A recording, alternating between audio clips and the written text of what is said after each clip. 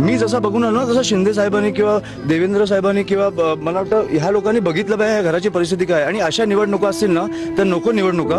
आम्ही सगळे फॉर्म परत घेतो, तुम्ही जिंका. ती बघा मुलगी परत उठली.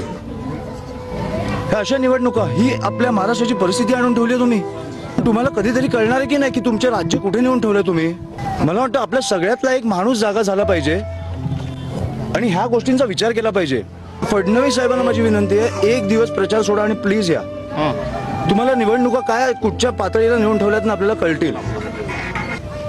एक आई, एक बायको, 2 मुली आज अस्थि विसर्जन करून आल्यात.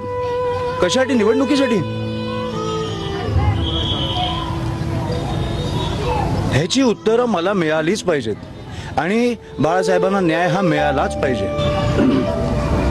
ही राजकारणाची परिस्थिती मी सहन नाही करू शकत. आपलं राज्य असं नाही असू शकत.